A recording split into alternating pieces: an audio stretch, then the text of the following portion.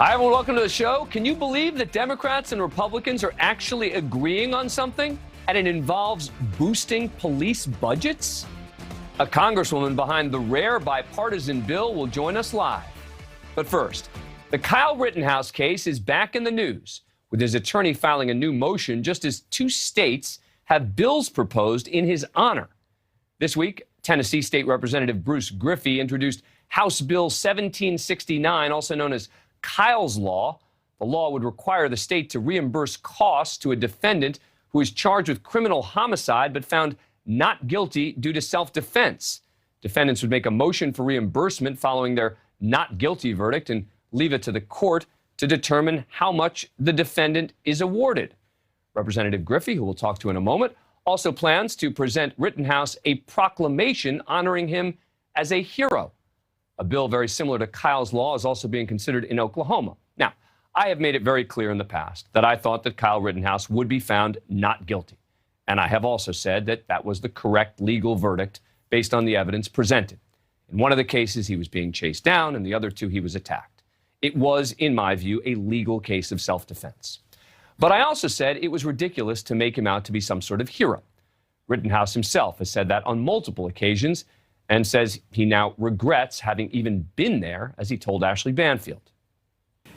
If I would have known that if I would have known that I had to take 2 lives that night, I don't think I would have gone there, but we can't change that.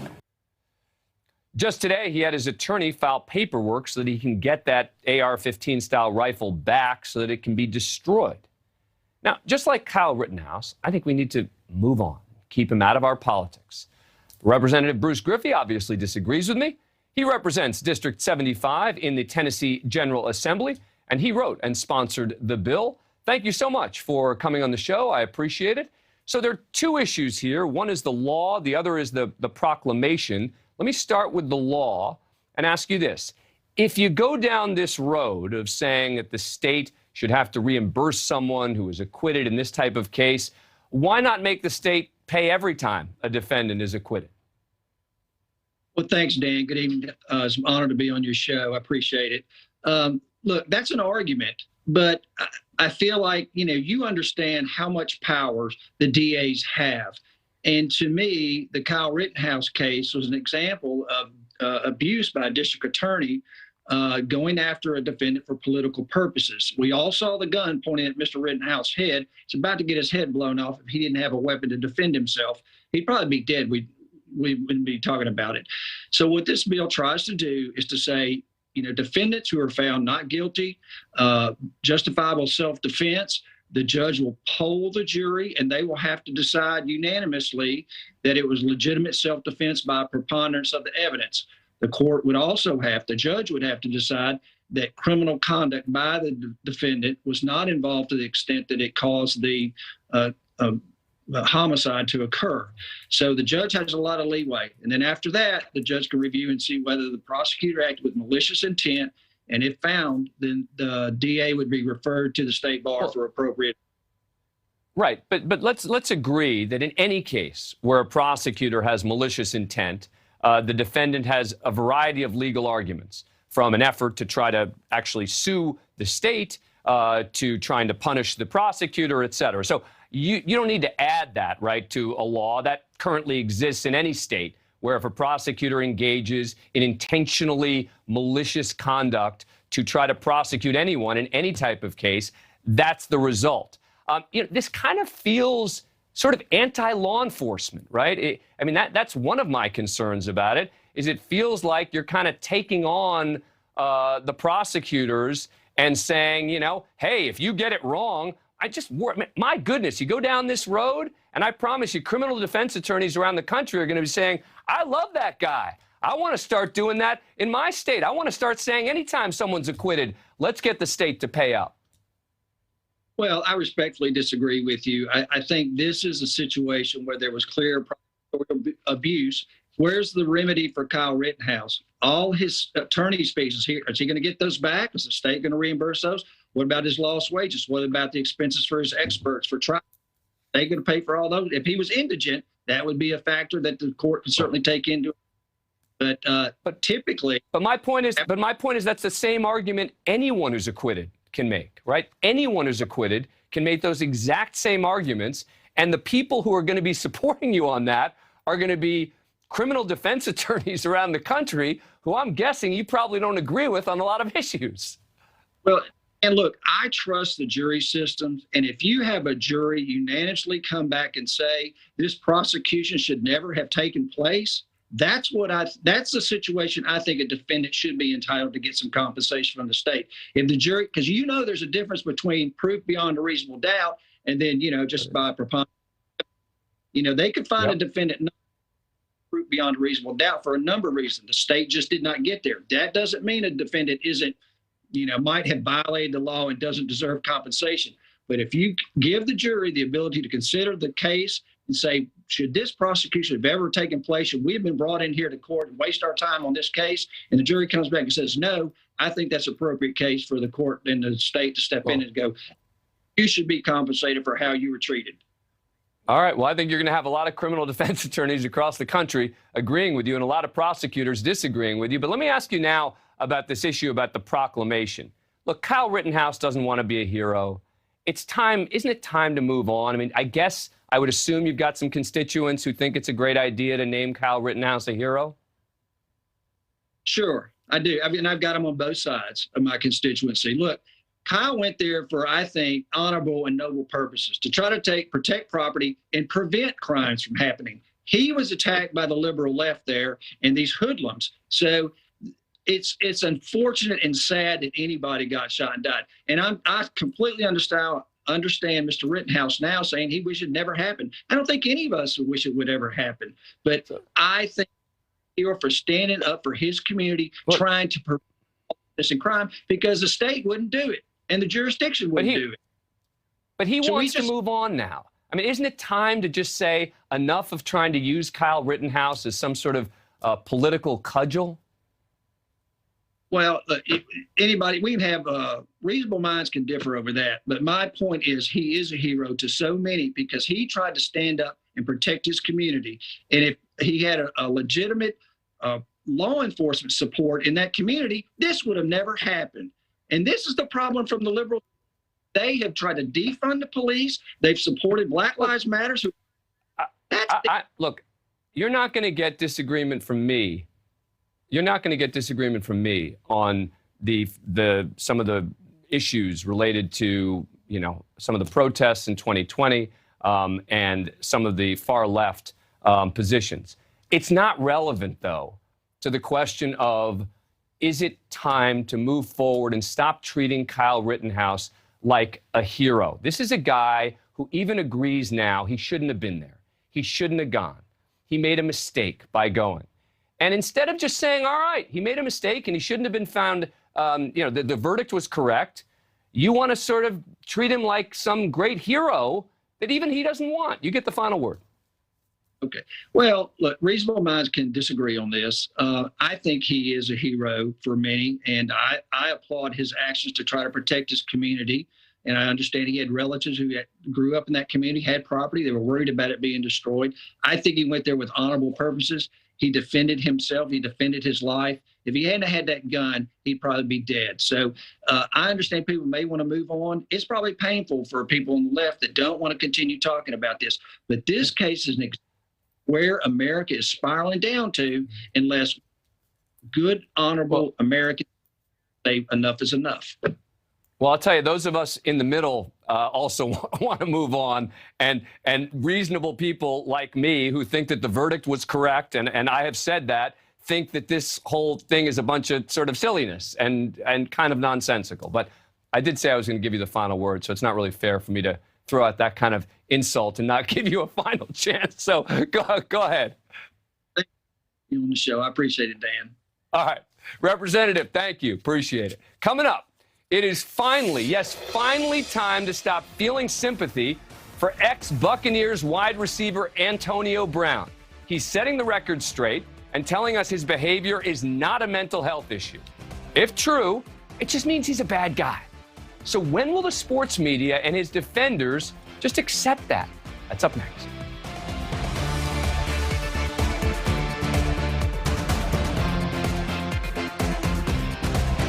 Days after the outburst, Brown released a statement in which he accused the Bucs of mischaracterizing his outburst on the field as a mental health issue. Said in part, "I'm reflecting on my reaction, but there was a trigger. The trigger was someone telling me that I'm not allowed to feel pain. I acknowledge my past, but my past does not make me a second-class citizen. My past does not forfeit my right to be heard when I am in pain." What all his apologists don't want to discuss is that maybe he's just a bad guy. As I've discussed on the show before, Brown has a lengthy history of problems ranging from accusations of sexual misconduct to multiple run-ins with the law to being accused of financial scams. And yet, almost every time he's gotten into trouble, the media speculated about whether Brown was fully in control of his actions, and we should have sympathy for people suffering from mental illness. But as Brown has repeatedly said time and again, he's not one of those people. And I don't just mean this year. February 2020, Brown's attorney said a court-ordered mental health evaluation determined he was, quote, perfectly mentally fine. I've said it before and I'll say it again. Mental health and mental illness is a real disease. But Brown storming off the field the other week wasn't his first incident, or the second, or the third. But for some reason, all he does is get continued empathy and the benefit of the doubt. When will Brady, the NFL, the sports media at large, wake up and finally just condemn the guy? Joining us now is Bobby Carpenter, contributor to Outkick, former first-round NFL draft pick and 7-year veteran of the league. Great to have you back on the show. Appreciate it. All right. So is this going to change anything? Is the fact that Antonio Brown is going on this campaign to insist there is nothing wrong with him mentally and trying to justify his actions going to finally lead his defenders to say, okay, we're done with him? Well, I think, Dan, number one, thanks for having me on. And there's a number of people that are defenders of him from different factions. And so you have Tom Brady, who is a former teammate of his, who brought him into Tampa Bay, who brought him into New England, who I think cares about him a lot and just wants to make sure that he's doing okay. And for a rational person, when you see irrational behavior, you naturally have to think, okay, there's a deep underlying reason or cause for this to happen. And maybe that's the case with Antonio Brown. He's obviously seen mental health professionals. People want to try to blame it on CTE. That may be true. It might not be. The reality of it is, too, that combative sports like this, where they're collision sports, it attracts a different type of person. And so you're going to get people that are probably more on the fringe of normalcy than maybe a normal human being. So you're going to get some behavior that's a little bit different. But none of that excuses, Dan, like a pattern of behavior. And you kind of outlined some of it. I mean, I want you to think about this. There was a point in time where I want to say that they were coming to get furniture or something from his house. It was dealing with the paternity of his children and the ability that who was going to have custody. And he was throwing rocks at a grown man in a box truck.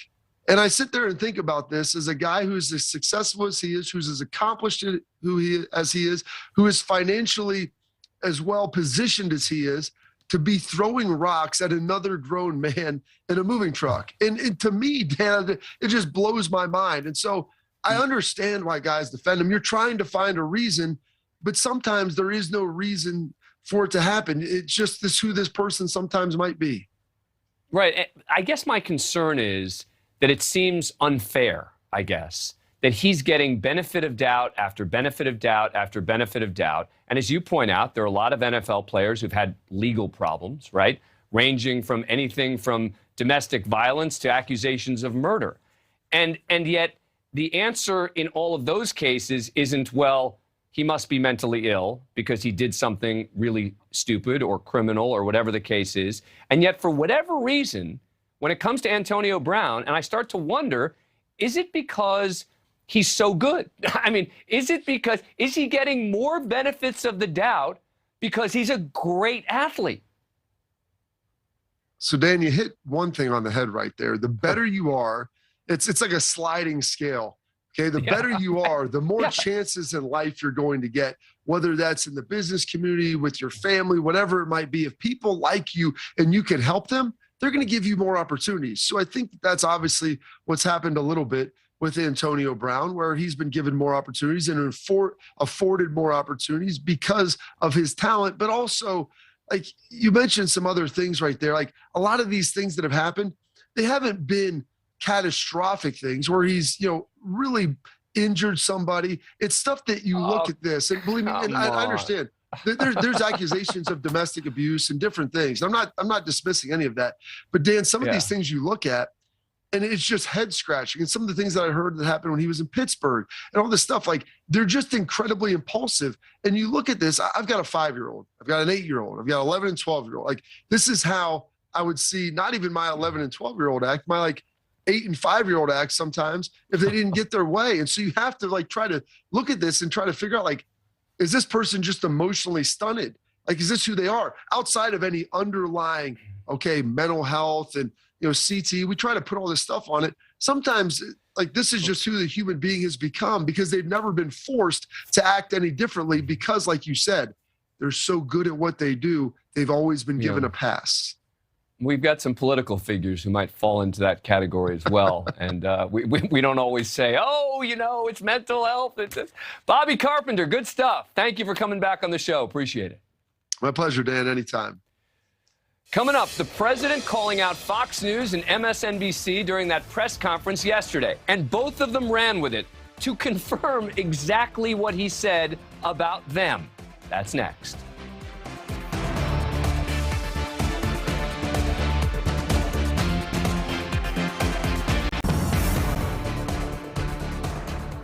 Time now for our Mediaite Moments, where we check in on the day's bias, buzz, and bull in the world of cable news and beyond. President Biden gave a rare press conference yesterday, and one comment in particular about the media was spot on. I've never seen a time when the political coverage, the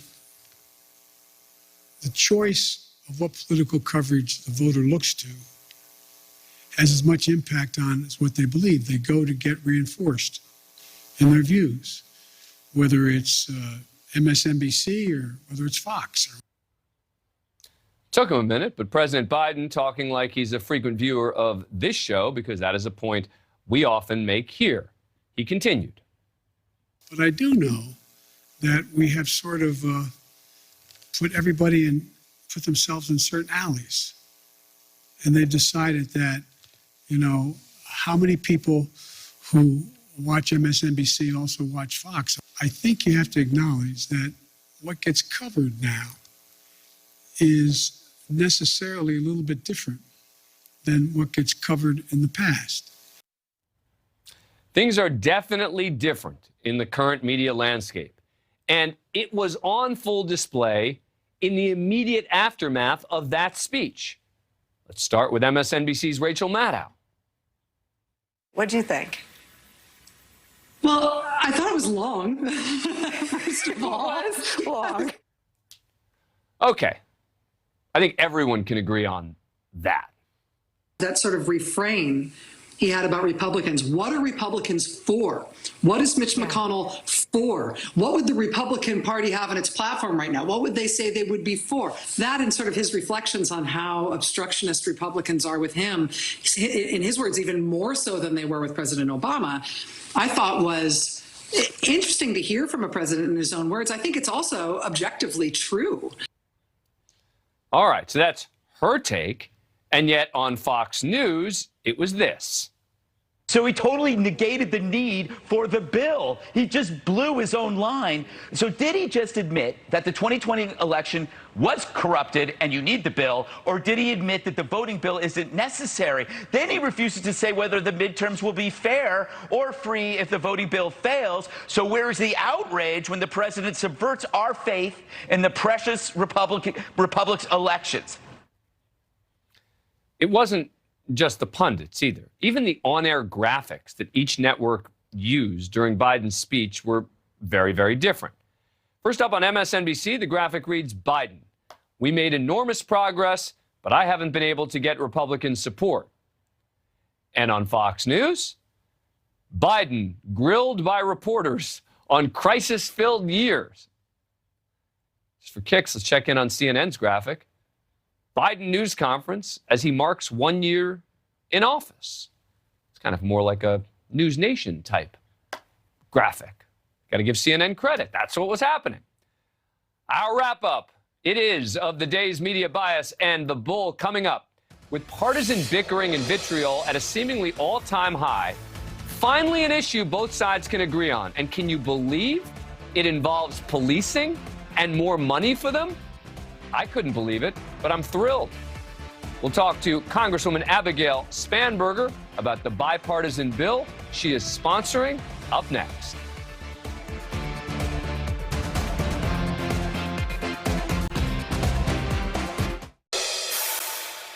Democrats and Republicans agreeing on something in Congress, and it relates to policing? I couldn't believe it when I first heard about it. A new bill introduced in the House of Representatives would triple grant funding for local police agencies over the next 10 years. It's true, so I wanted to cover it. The bill is sponsored by Representatives Abigail Spanberger, Democrat of Virginia, and Tom Rice, Republican of South Carolina. If passed, it would reauthorize, make permanent, and increase funding for the Justice Department's Office of Community-Oriented Policing Services, or COPS as it's known. It seeks to recruit and keep officers who live in the area that they police. It's also designed to expand access to grant money to rural departments and those in low-income communities so they can recruit and hire more officers, pay them more, and hang on to the cops that they train.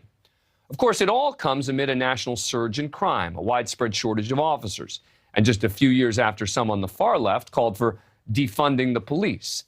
In a statement, the National Fraternal Order of Police says, quote, "Our nation is grappling with an increase in crime, particularly violent crime, and the profession of law enforcement is struggling to hire and retain good officers to keep our communities safe. This legislation affirms our national commitment to the community-oriented policing strategy, which the Fraternal Order of Police believes is the most effective way to promote public safety and to enhance the quality of life in a community." Joining me now from her home in Virginia, Representative Abigail Spanberger, a former law enforcement officer herself. Thank you so much for coming on the show. We really appreciate it. Are you expecting any opposition to this? I hope not. Yeah, this is such a straightforward yet important bill that's really responsive to the needs of the communities like those that I represent, and certainly that my colleague Tom Rice from South Carolina that he represents. This bill was born of the stories that we heard from sheriff's departments and from police departments, the police chiefs and sheriffs who have just faced really significant challenges since the beginning of the pandemic. Some are going to say that they would expect that some on your side of the aisle would object to increased funding in this way for police. Is that true? That's not true. That's never been true. As you mentioned, I'm a former federal law enforcement officer. I'm the daughter of a retired federal law enforcement officer. And really what I want to see, and certainly what I think we can all gather around, is investment in training, in recruitment, in vetting, and in ensuring that police departments, when they go through the process of recruiting officers within the community, training them to be a part of an effort to bring community policing to the streets of their towns, cities, or localities, that those officers can then stay there. But certainly I have heard from sheriffs, particularly across the rural communities that I represent, two challenges. One is that they are losing officers. They're losing officers to lateral transfers to larger departments that can pay them more.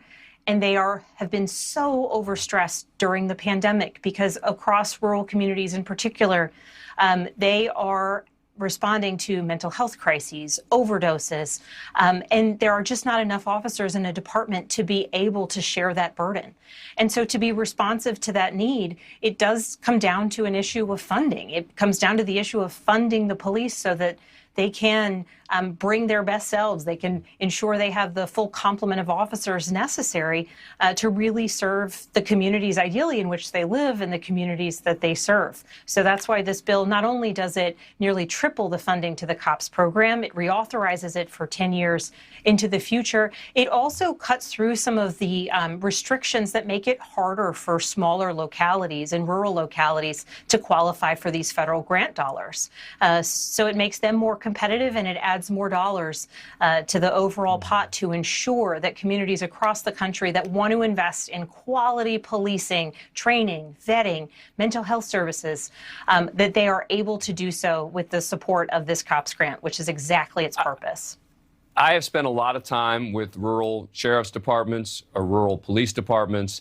And, you know, what you're saying is certainly preaching to the choir in terms of them needing the resources to be able to retain talent, to be able to train, et cetera.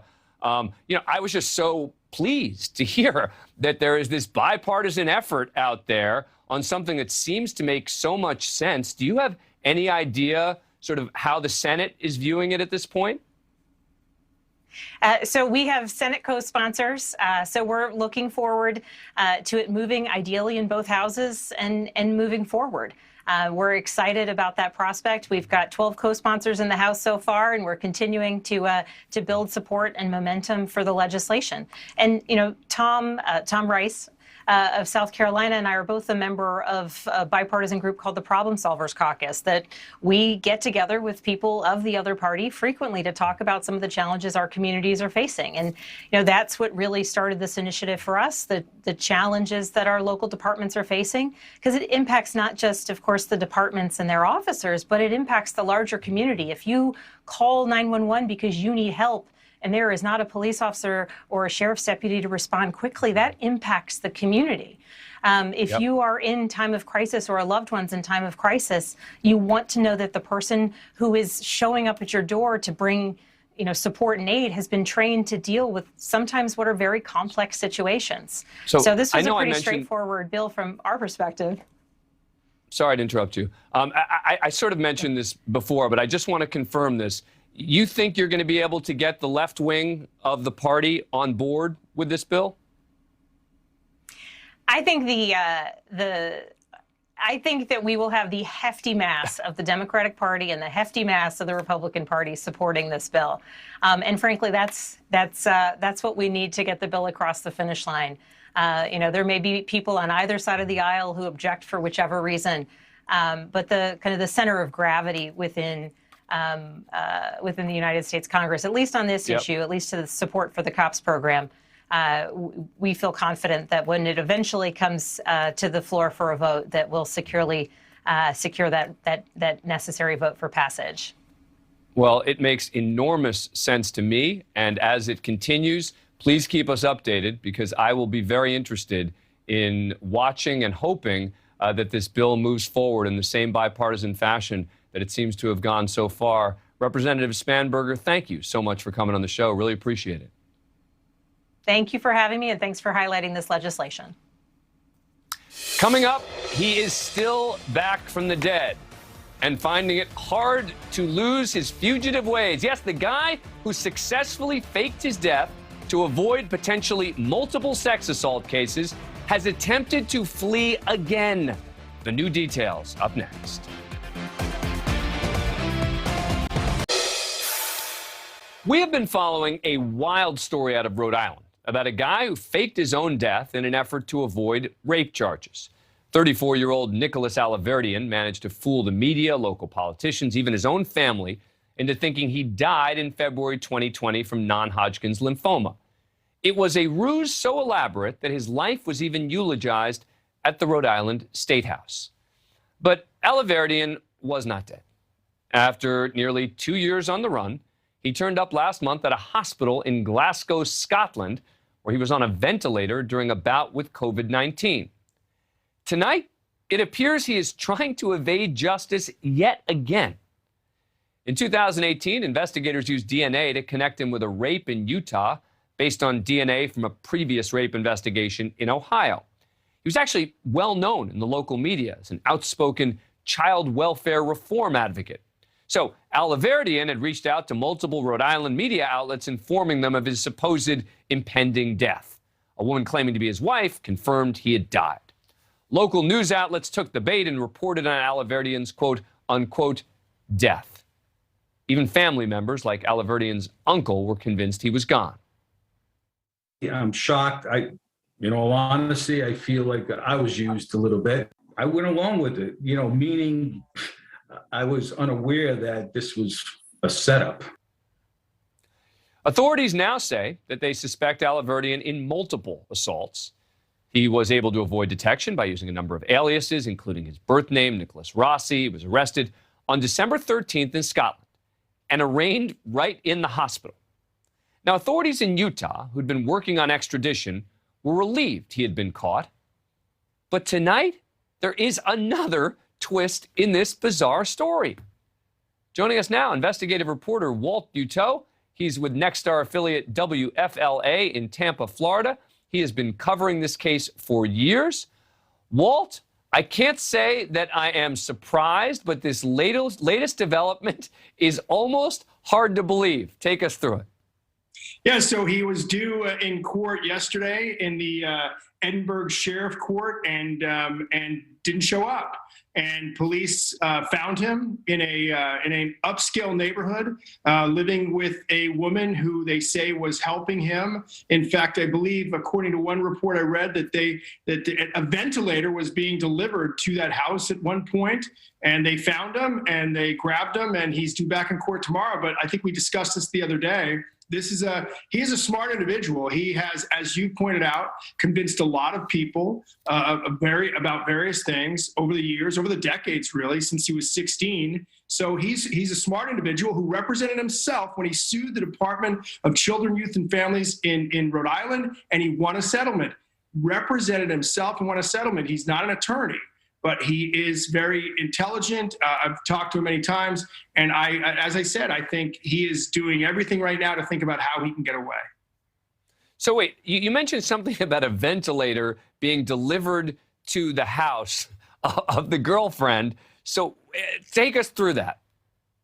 So that's what police in that town said, that a ventilator was brought to that town. Now I can assume it was because he's perhaps still recovering from COVID. I think COVID was real.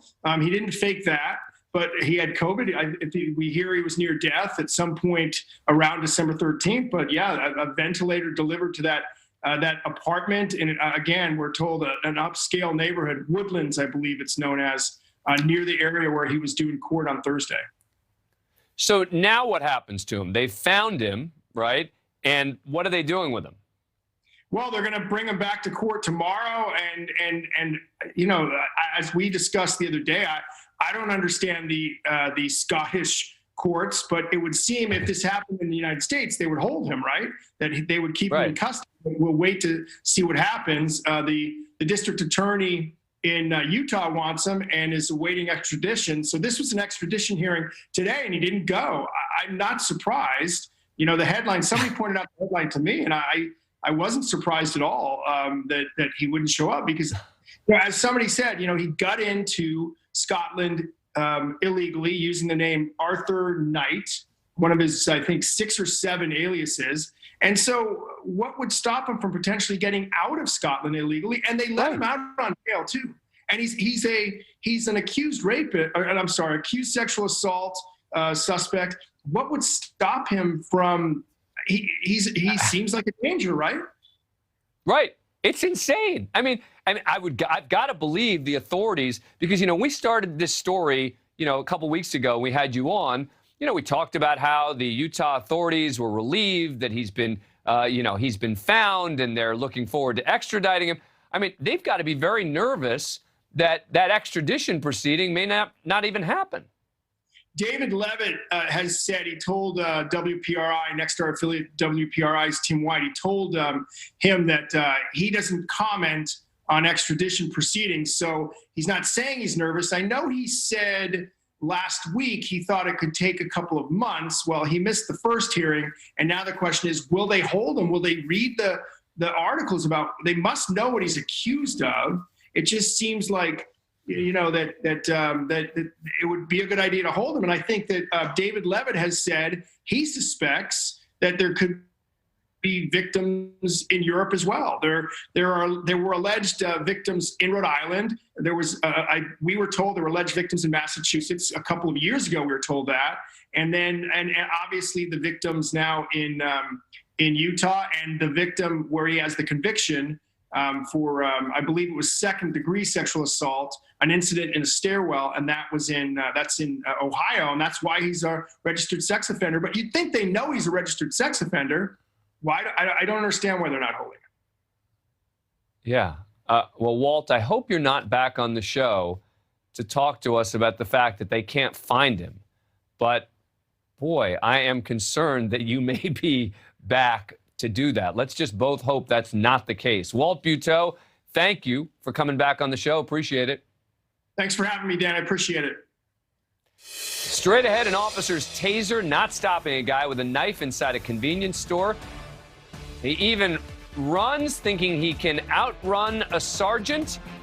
He may have underestimated her. The video caught on body cam is up next.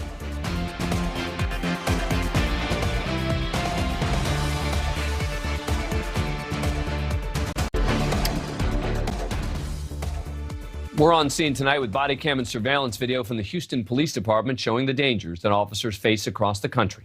In newly released video, officers responded to a market where a man had a knife.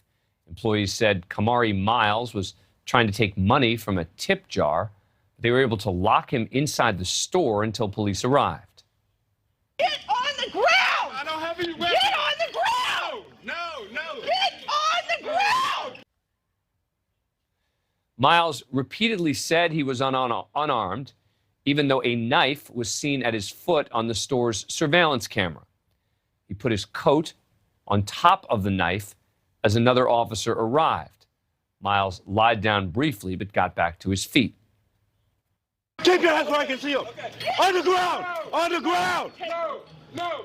Oh, no! Taser! No! An officer fired his taser at Miles, but the probes didn't go through his sweatshirt. He ran out of the store. Police fired a shot, hit the door. Officers chased the suspect down the street to the point where it looked like he could get away. Oh, shoot, X-ray, where is my backup? I got a suspect refusing to comply. Get down! Stop! Just get down! No. Get down! Sergeant was in her car and heard the call. She pulled up alongside Miles, ran out of the vehicle, and helped take him into custody. Miles was charged with aggravated assault with a deadly weapon.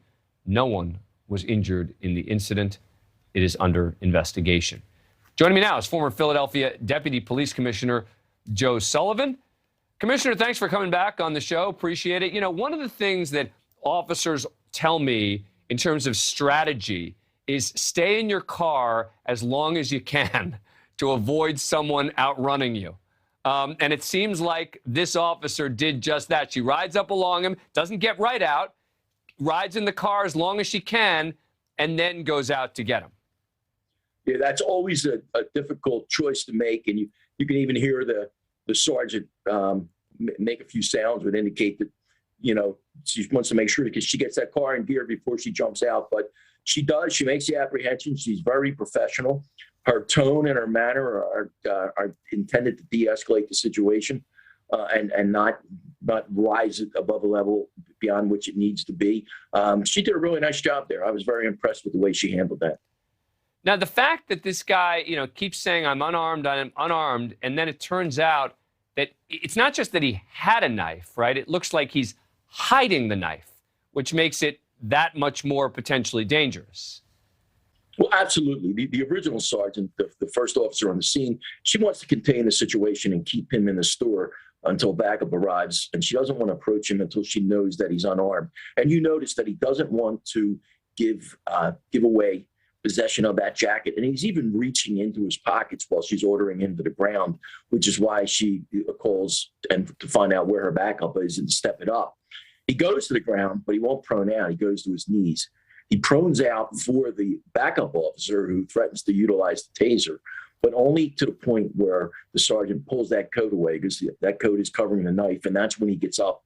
The taser is deployed, but taser is effective 65% of the time on average, and in this case, as you said, he's wearing heavy clothes, and both prongs did not penetrate his clothes and create the circuit. Therefore, it did not disable him, and he ran by them and out the door, Officer Bettino in foot pursuit, and that was a pretty long foot pursuit. Those officers are carrying probably about 20 pounds of gear. So he stayed. When that's the other objective, carrying all that gear, you're not trying to catch someone who's in a sweatsuit. You're just trying to keep them in a line of sight so that you can advise responding officers of the description, the direction of travel, and whether the individual is armed. And the officers here really did work as a team. Joe Sullivan, thank you for coming back on the show. We really appreciate it. Always my pleasure. Thank you, Dan. All right, that does it for us tonight. Again, if you want to try and zoom in on the show, challenge me. Tell me what I'm getting wrong. NewsNationNow.com/DAL. NewsNation Prime with Marnie Hughes starts right now. Thank you for watching. Click the red subscribe button below so you can get more of NewsNation's fact-driven, unbiased coverage.